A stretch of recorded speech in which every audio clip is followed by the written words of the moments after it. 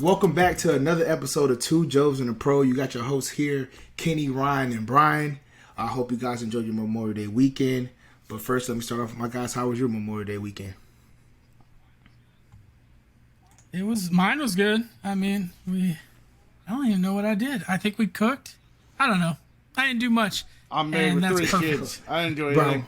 But we're back, bitches. Let's go. Hey, that's starting rough with it. Hey, man, we got a lot for you guys. That is the most energy he's shown. Yeah, that's like by far out of all the episodes. Hey, man, easily most. I read the comments. Easily. You know, I gotta. Yeah. I see the tweets. I see the blog. Yeah. Hey, we have a lot in store for you guys today. I know you guys missed us last week, so let's get straight into it. NBA, a lot's been going on in NBA, so let me just go ahead and get this out right now. I know Brian and Ryan, they're gonna be giving me a lot of heat for this. My Lakers lost in 6, yes, to the Suns. It was ugly. It was bad. Roll out the excuses. I don't have any excuses. It was just bad. Like from game one, we looked terrible. Like we looked slow, sluggish, and then we won 2 games, and people thought it was it. But then Devin Booker said, "I'm the Grand Reaper, and I'm taking everything." And that's what he did yesterday. That boy had six threes in the first quarter. I told Tosh, turn it off. I don't want to watch it anymore. Anyway. I did. I was upset, bro. I went to sleep early, right? Anyway, Nuggets, they beat Blazers. Damian Lillard is a dog.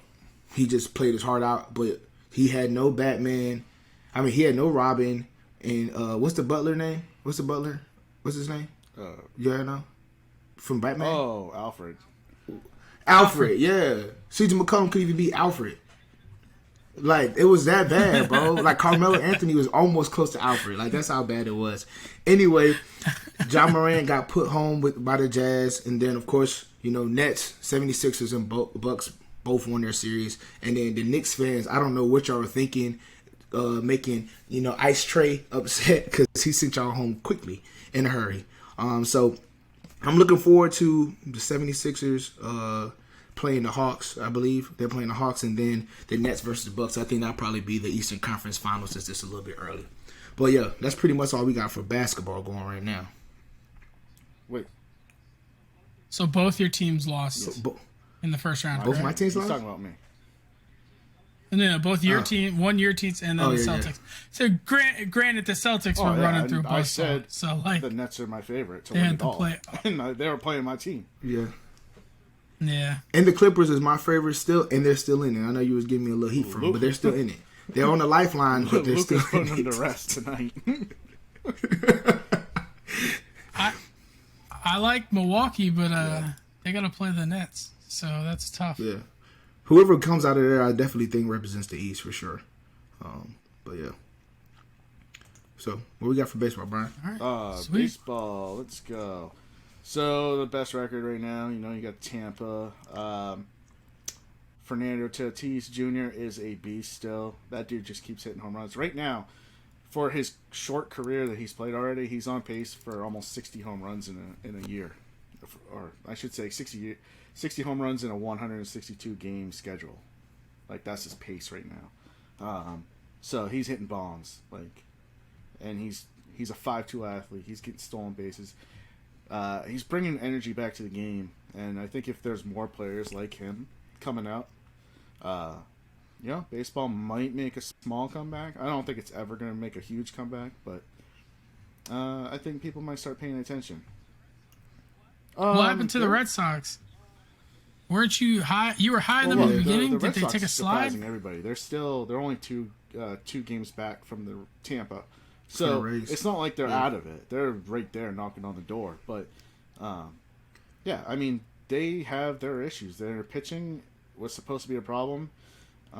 Surprisingly, it's been pretty good. But their lineup, basically, if their 3 top guys don't hit, they're not winning. That's basically what it comes down to.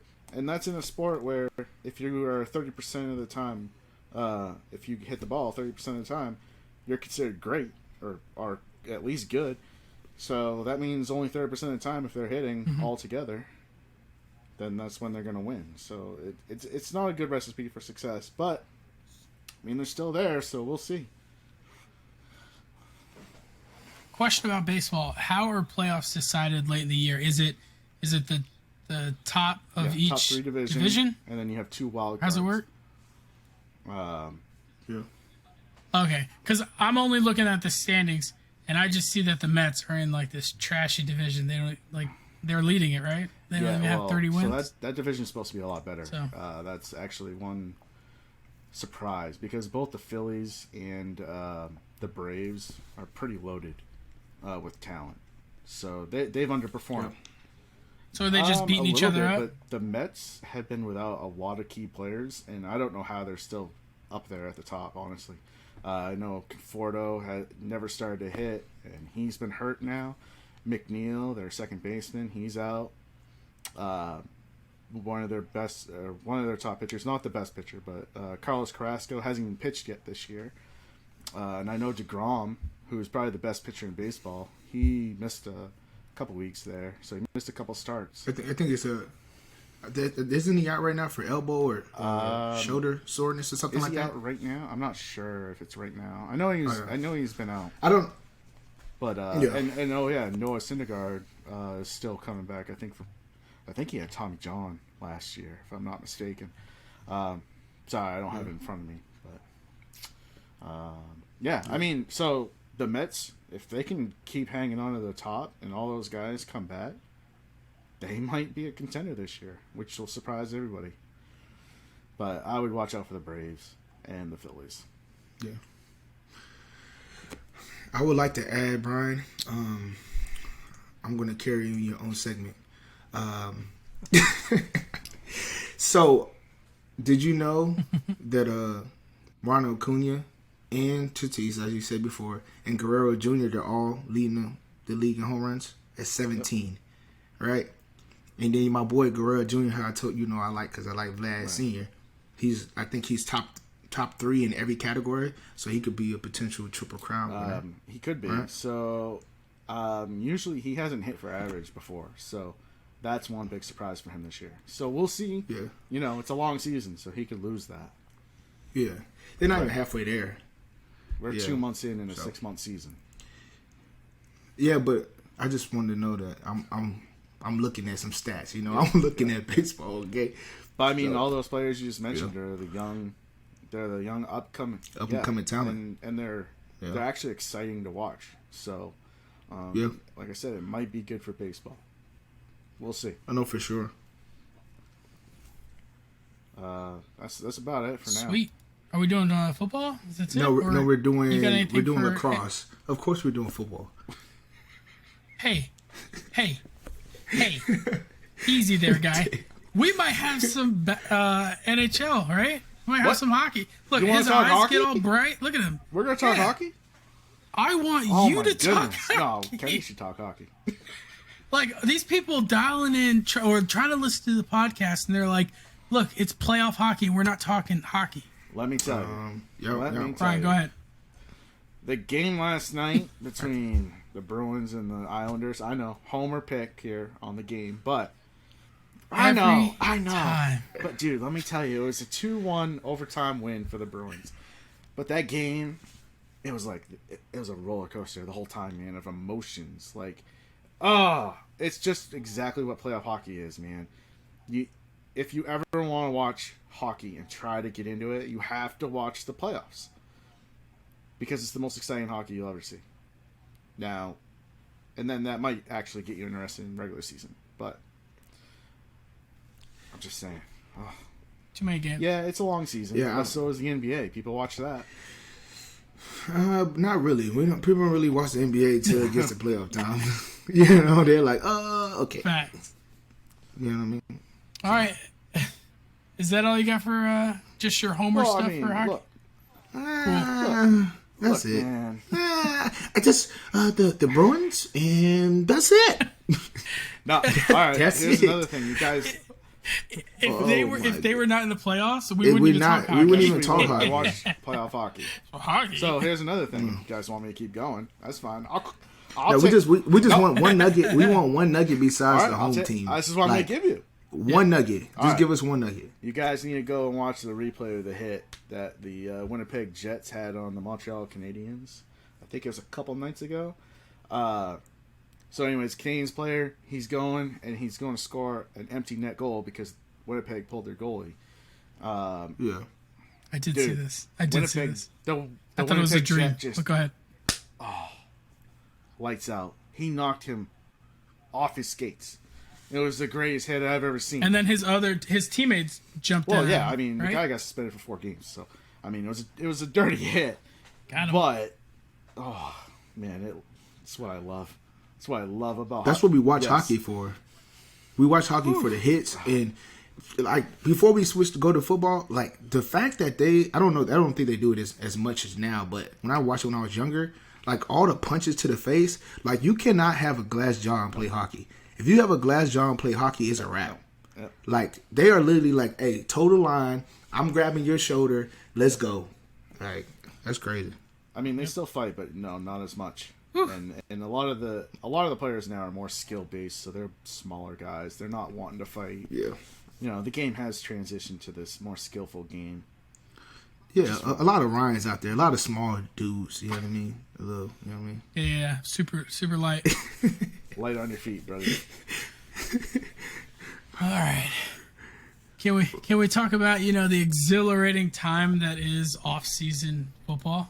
Yes, the great time of off-season football.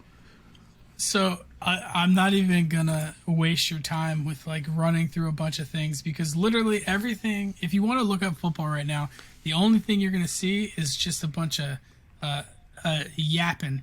It's people saying, oh, Burrow looks 100%. Anyone that was injured last year looks 100% right now.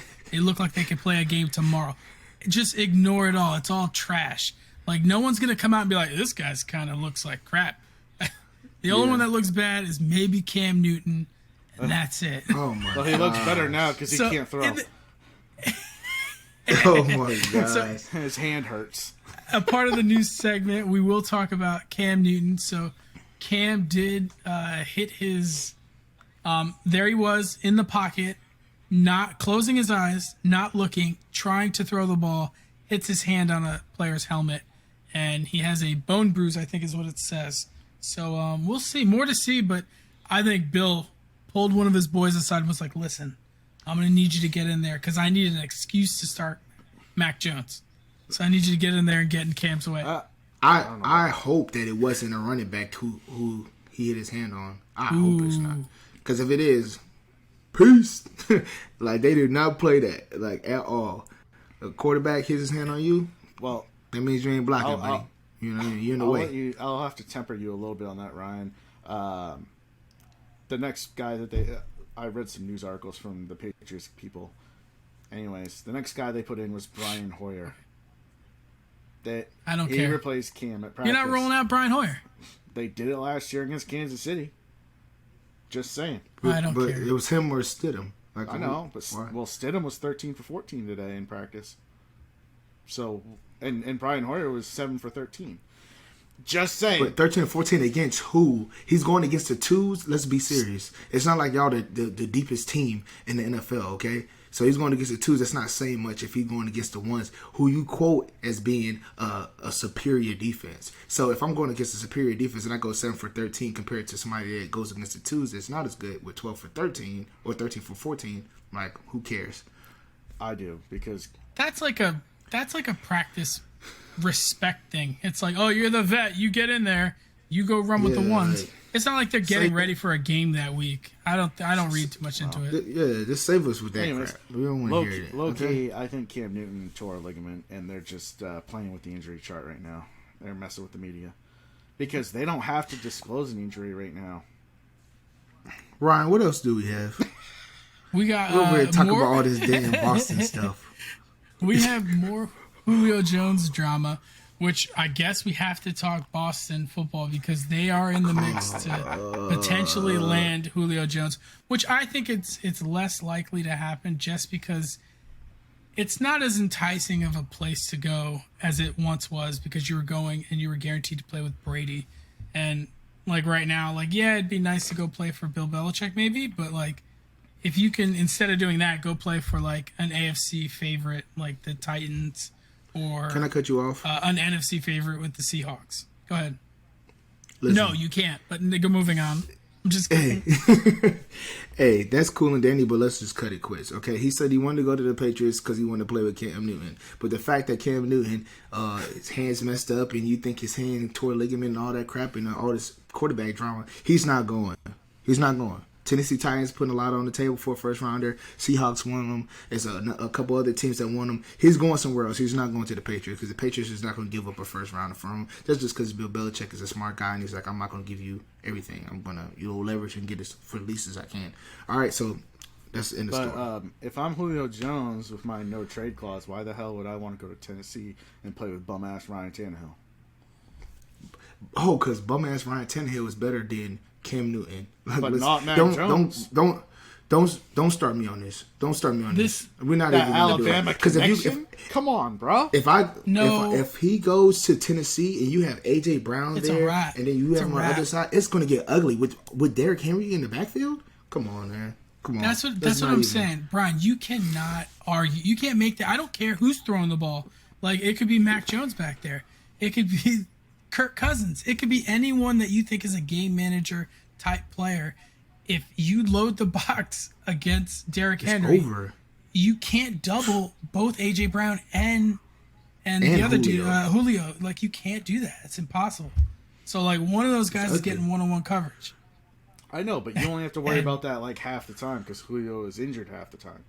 So, oh my gosh! Not if he doesn't have to play hard. He just. Hey! Who pissed in your coffee this morning? A lot of people. God, golly. Short list to go with who didn't. Oh my gosh! That's all we have for that round. That's all I got. Yeah, that's it for. Yep, that's it. Nothing really special. Hey, wait a minute. Are we gonna let Kenny get away with LeBron being bounced in the first round so easy though? I mean, oh my God, man. I just I forgot. I guess I was. I think I was spacing out a little bit. Yeah, you space cadet. Man. You know what happened? He got attacked with the Boston stuff. Now he's like, oh man, I gotta get at Kenny for something. It's my time. My time. All right, go ahead. Come on. What you gonna say? I mean, it's not his fault. AD was out. It's not his fault, but. I don't know if they big would have won even players with AD. show up in big moments.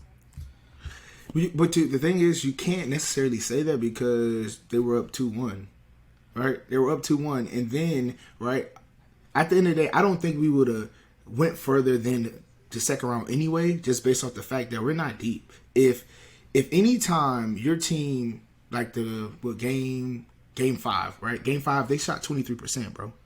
Yeah, 23%. We're not beating nobody. Like, we got Wesley Matthews. We grabbed we paid Caldwell Pope $40 million, right? We got bum ass Kyle Kuzma. Like, bro, it's garbage, bro. He's just out there taking fouls. Just out there, bro. Just out there, just running around. We got all these guys out here that we try to pay to stay on our team, to say they're going to be good role players, and they did nothing. Wesley Matthews had 12 points yesterday. Kyle Kuzma, I believe he had 2. Marc Gasol had 0. Oh, yeah, he did that. And he played a lot of minutes, too. Yeah, you in the starting lineup with 0 points? I mean... We had a couple guys on the bench that played minutes and had 0 points. Isn't Marc Gasol like 40? Like, come on. But the thing is, though, like, we at least expect some production. And he gave us nothing. Like, you gave us nothing. And then people are going to say, oh, LeBron. Like, granted, LeBron doesn't have it anymore. Like, he doesn't have enough juice to give you 45, like, continuously, night in, night out, like he did in the finals a couple years back, right? He doesn't have that. That's why he's like, I need AD, somebody else that can kind of carry the torch a little bit because I'm getting old. Oh. But guess what? AD's not there. And we don't have no role players. If you look at the Suns, like, I was having this debate earlier. With the Suns, of course, they're going to say, oh, man, Devin Booker had it last night. Yeah, Devin Booker, like, he went off. Like, don't get me wrong, he went off. But they have players that are producing. Like, Bridges is producing. Even doggone Crowder bum self was producing yesterday. You had DeAndre Ayton out there. Chris Paul with one arm is still getting some production done. But the Lakers, we got nothing. Like, and that's just what it is. I think it's going to be a great series when they play the Nuggets, though, for sure. Hey, man, I'm just saying, LeBron recently tweeted out that LeBron at whatever age he is now would have beat 26-year-old LeBron. or whatever. That's asinine. That's him just feeling himself. I'm the greatest. I'm feeling himself. Oh. There's no way because his explosion is not it's not. He doesn't have the same explosion for the whole game like he used to before. Like back when he's 26, 48 minutes, he jumping. He's not doing that now. Bro got the ball on a post multiple times yesterday and threw it out. The old LeBron would have said, "Oh, you a baby. Mouse in the house. Watch out to the cup." That's not this Bron. This Bron passing it. Mouse in the house. No, he's just passing it around, man. Mouse in the house. Don't get me starting because we got. I want us to make sure we have our segment on the doggone great debate. And right now, I'm getting heated up. I'm getting a little upset because they just piss me off. Like we waste all this money on these bum ass players, bro. Like, golly, bro. I love it. Just so garbage. And now they're going to be like, oh, what are we going to do? Man, scrap everybody. Get everybody off the team besides AD. I like Hornet Tucker. I like him and doggone LeBron. For why I feel right now, LeBron need to just... He might retire, bro. Oh. I'm not saying he's not good enough to play, but right now, if he keeps playing on the Lakers, they're gonna taint his legacy because we're not giving him nothing, bro. We're not giving him nothing. And I'm off my rant. Man, and you just literally argued with yourself. With myself.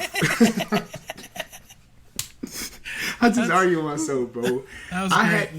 Because I had that on my chest the whole last couple days, bro, because I just saw it coming. Like I foreshadowed and I saw it coming, and everybody, because I talk a lot of trash, as y'all know by now. Everybody's like, Kenny, hey, what about the Lakers? What about the Lakers? And I'm like, bro, come on. I'm trying to, it's like that negative faith. Like I'm like, oh, I'm keeping faith. The whole time I'm like, we done.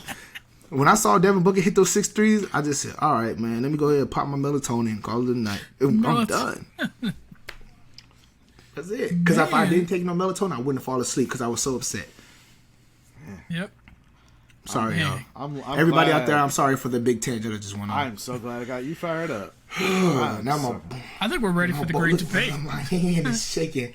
Hey, let's get straight into the great debate, man. I'm not even going to waste no time. Hey, straight to the great debate, you guys. So for this week, man, we have it's NFL, right? Who would be the most impactful player this year, barring from a trade, free agency, or coming back from an injury? So let's get straight to it. Who's starting it off? I mean, we'll let you start off. You're fired up, bro. Yeah, I'm fired. Yeah. Go right into it. Hey, well, if you're going to let me add more fuel to the fire, let me. Yeah, I don't want the fire to die. Let's keep it's not dying. So. Y'all say it was the best for first, not for last, but for first. Anyway, so Matthew Stafford, without question, will be the most impactful player, either free agent, trade, or injury, right? Just based off the fact that the Rams is one player away and that's their quarterback. Another bum player, just as bum as Kyle Kuzma, Jared Goff. Like, he had the epitome of an upside down triangle in his, progression. He started at the top and just slowly, he just plummeted. And I guess he could blame it on his hand injury or whatever the case may be, but we don't care. Take yourself to the bum Lions. My boy out there, as a Lions fan, they still bums, okay? Anyway, put it off to the side. They got Matthew Stafford now. Okay, we got, not to mention, right, you got Matthew Stafford with a stable in the backfield with Cam Akers and Darrell Henderson, right? Them boys can run. They still got a good offensive line, right? Then you still have, Cooper Kupp, route technician. You still got Robert Woods, is older, but he still get busy, right? The tight end play is they have a couple guys that's like flex tight ends, like kind of trying to be like the new version of hybrid 6'5" extended out tight ends, right? Which is good. But let me. Hey, this is another fantasy nugget. Tutu Atwell is different. Like, and I watched him at Louisville. Speed demon, can run routes, can do it all, and they praise him. They praise him right now, saying, "Man, he's doing good. He's learning, the playbook, which is hard for a rookie." So, I think he's not going to get a lot of attention. Van Jefferson, let me not forget about him. And then they also got D-Jack. And D-Jack is still, like Cooper Kupp said, I read a little article he's talking about. He said, man, D-Jack's still fast, man. He might be 45 years old. He's still going to be running that 4.3. Like, I don't know what vitamins he takes, but I need parts, right? That, and then the defense. Of course, you still got Aaron Donald, still got Jalen Ramsey, still got your linebacker play. So, that's my spiel. I know I talked really fast. I got to slow down a little bit because my blood is boiling so crazy. I got to just chill out. Tranquilo. I'm going to save it for Brian, but like I'm a huge Matt Stafford fan. Always have been. Even when he was in the Lions. Like, I just love his grit. The guy can play injured. Like, everyone's like, oh, he's injury prone. Look at his games. Dude missed like 1 game, 2 games, like at tops, like in like the last 5 years. He just plays through injuries. So I love that about him. The dude like separated his shoulder one time, went in through the game-winning touchdown pass, and then went out. And he's doing all this for a losing franchise. Like team, like if it's not for them, they don't win half the games. He's coming in broken ribs, like you said, shoulder injuries, doggone ankle, everything, and he's still playing. And everybody always say, "Oh man, he does that on a bum team. Let's see if he can do it on a good team." Well, guess what? This is his chance. Yep. And when they don't be surprised when it comes down to it. If they're in the Super Bowl, he's not folding like Jared Goff. He's not folding like Jared Goff. And I'm putting it out there. Not that we could say that because he's never been in that situation, so I can't tell you whether or not he'd fold. But he doesn't seem like the type that would. I think he's top 3 in the last like 10 years in fourth quarter comebacks. I mean, I'm not gonna look that up. He's clutch. He's clutch. Sounds good to me. Look, yeah. He's clutching his brain. Like he's in his veins. He's clutch, bro. I know. Brian hates. What you gotta he's say, just Brian? mad because the Patriots didn't go out and get him, so screw that guy. No, I mean Stafford is definitely an upgrade over Goff. I mean that's easy. Yeah, but I don't know how much of an impact he's really going to bring. Only because you got a really tough division that you have to play through. Yes, the Rams have a talented roster, but they had a talented roster last year. And it's not that. And they're many limited. Years ago that they're Goff limited. was in the Super Bowl. Yeah, the quarterback can't throw anything but 10-yard passes or shorter. How did they make it to the Super Bowl in 2019? Running the ball. First of all, they had an excellent running game because they had a Todd Gurley, which was one of the top backs in the league. So Cam Akers isn't very good. Last year, they flirted with Cam Akers, and they didn't fully commit to him till the end of the year. Yeah. All right. Well, I'm just saying. You can't compare the throwing power and the accuracy of Matthew Stafford, who has damn near 20-something release points, to Jared Goff. Hey man, I said it's going to be an improvement, but they're in a tough division. I don't know how much it's going to translate to wins. Who's tough? And also, who's tough? That whole division is pretty tough.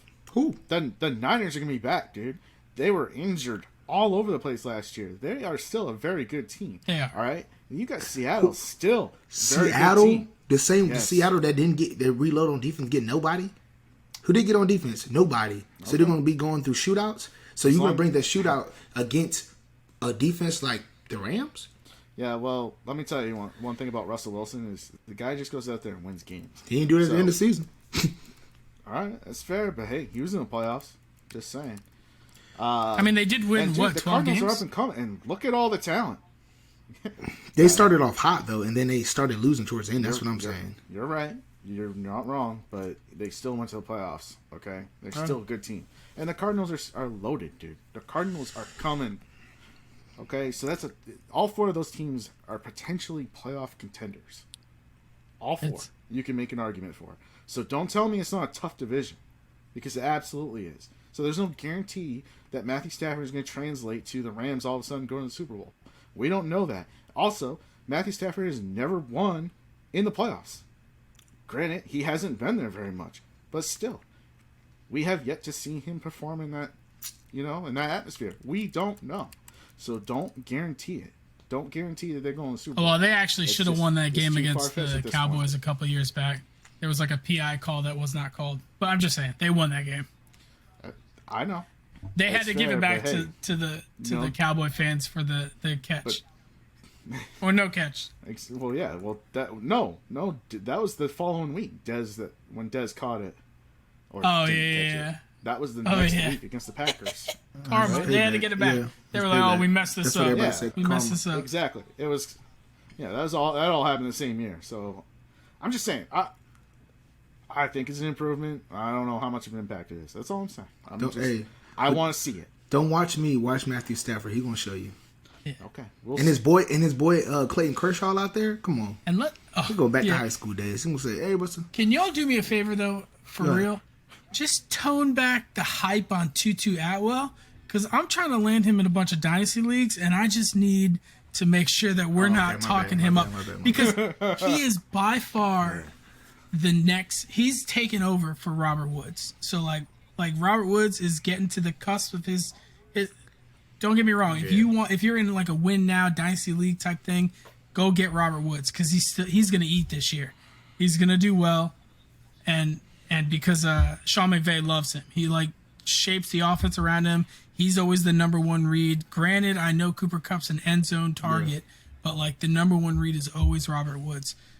But I think coming up, it's gonna be a little bit of shift, and we're gonna have Tutu Atwell coming in. But you didn't hear it here. He's actually gonna be trash. So Brian, since you was giving me trash, right? Since you were talking about Matthew Stafford, so who did you pick? All right. Who's gonna be your impact player? Listen. I did pick a homer pick. Oh, but shocker! I first want. I did want. I'm gonna cheat, and I'm gonna talk about two guys just because I'm doing that. So I really, if I want to be a non-homer, non-biased person, I want to pick Grant Delpit from the Browns. Safety, highly drafted out of LSU. He was supposed to be the next Honey Badger. And he got hurt early in the year last year. Before it was during preseason, and he could come and really give that defense in the secondary like a big boost. He's a hard hitter. He's a playmaker. Yeah.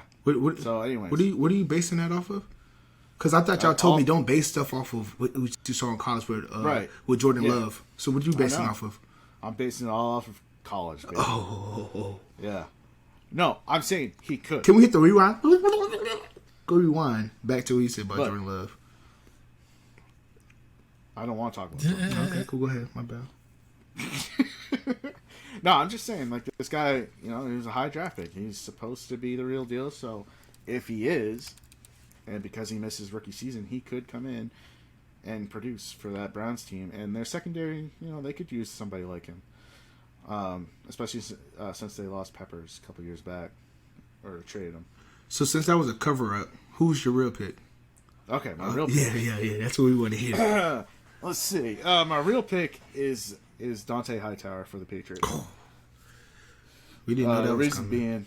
The reason being is that was the one weakness of the Patriots defense last year. They missed having him at middle linebacker and setting the edge on passing downs. He is almost irreplaceable. He's like a mix of what Teddy Bruschi used to be and a mix of Willie McGinnis. Like, he can set the edge and he can rush, but he also can stand up and play middle linebacker. He has a nose for the ball.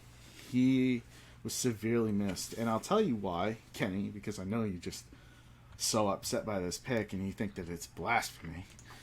But last year, the Patriots only had 5 games where they held their opponents under 100 rushing yards.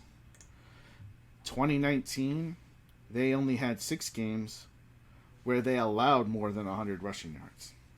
That right there was the biggest weakness to the Patriots defense last year, and arguably lost them games. I mean, one game, the Dolphins ran all over the Patriots. No, not the one game. It was like over 200 yards, like 250 yards. Well, hey, that's one of 11 that were 100+ yards against them. It was almost the exact reverse from what happened a year prior. Don't tell me that missing Dante Hightower wasn't significant, because it absolutely was. Because we had to roll out bum-ass Bentley, whatever his first name is, Jawan Bentley. He's trash. That dude's just garbage.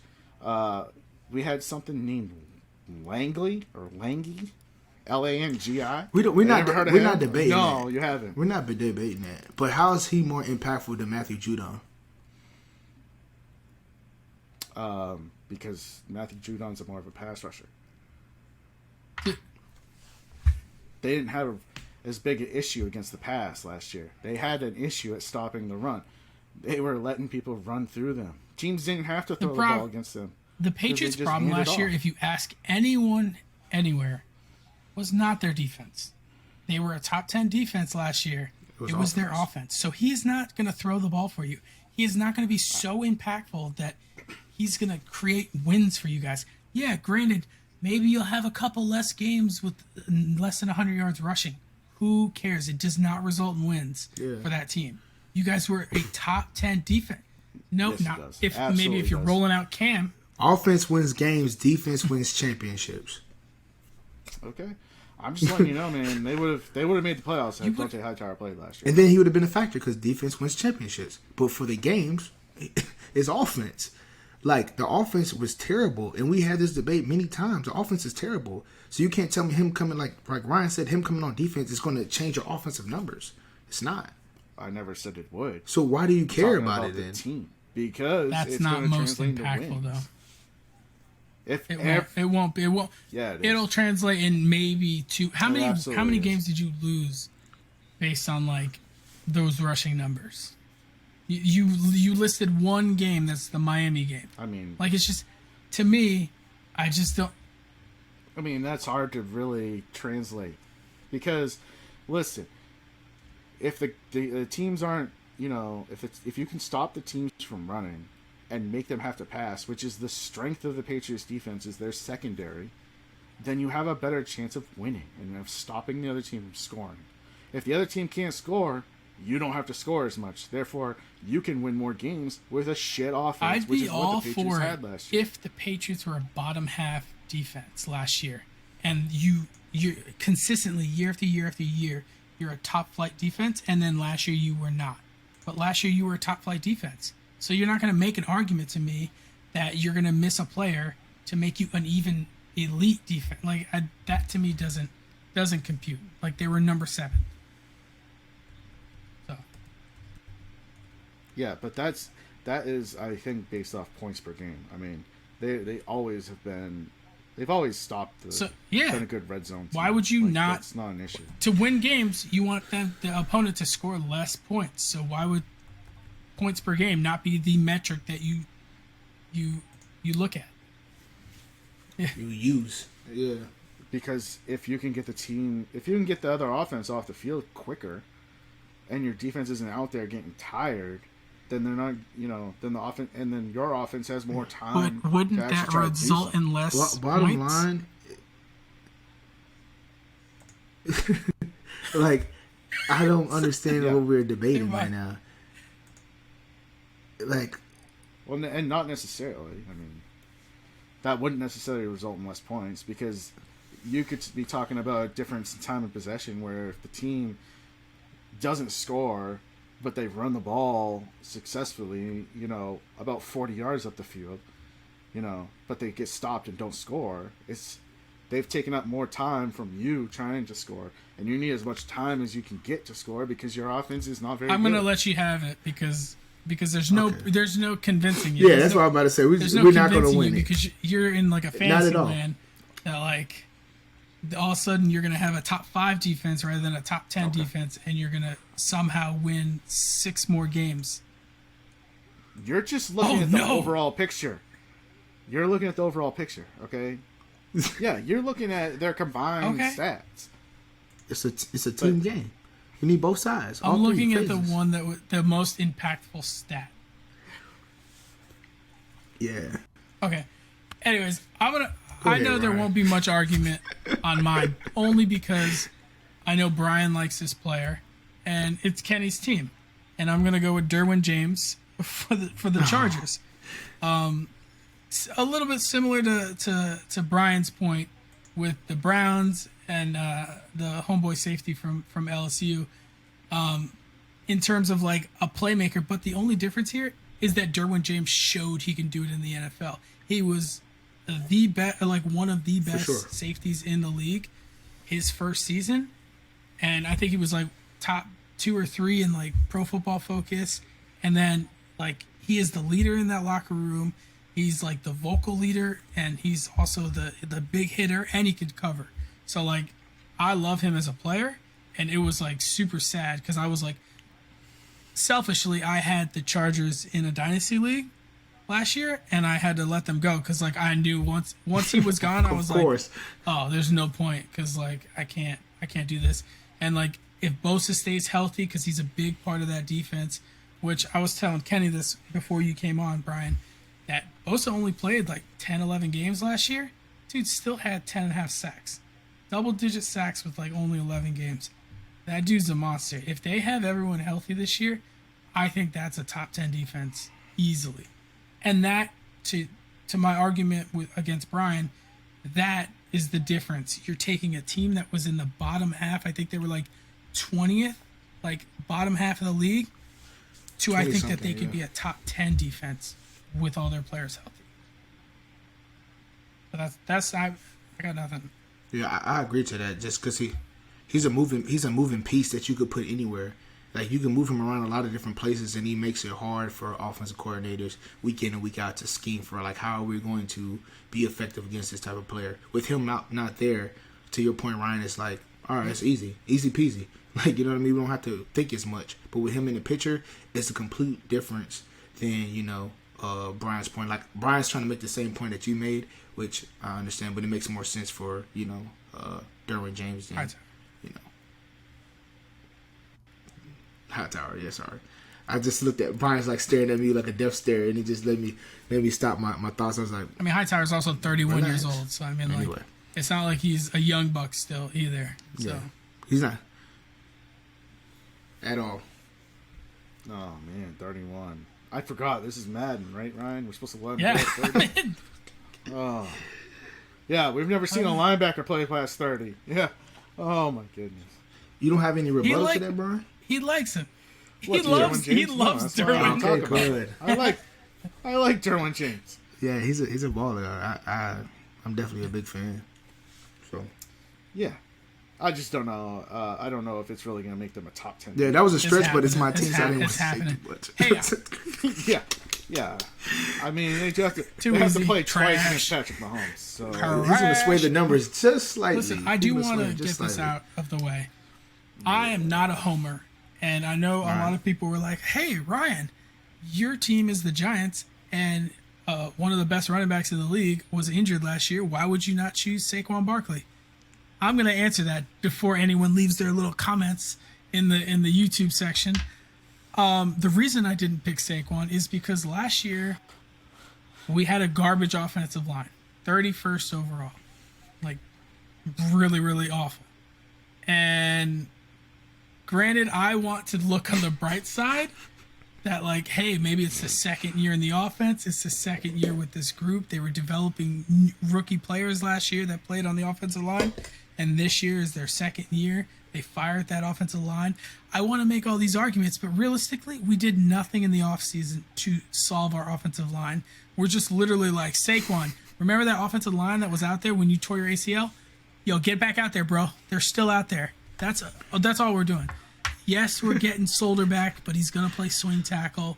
We're going to have a second-year pro playing. Yeah, we're going to have a second-year pro playing right tackle. We're going to have a second-year pro playing left tackle. We're going to have a second-year pro playing right guard. We're going to have a third-year pro. But, like, if the Giants' offensive line next year is improved, like, as like a top 15 offensive line, watch out because they're super young. But I highly doubt this is going to happen. So I'll just say that. I like the fact that you're a realist, though. I can appreciate that. Some people, Homer, they'll die with their Homer team. I'm not going to mention no names, but, we all know. No, I don't know. Who? That's all I got for NFL and the debate. I don't know either. Well, I appreciate that. By the way, guys, I would like to say I apologize for my my animosity to the Lakers and, rambling on, before we let you guys go. No, he doesn't. It really cuts me down to the core, and everybody knows I'm a big Lakers fan. But I just want to apologize before we let you guys go.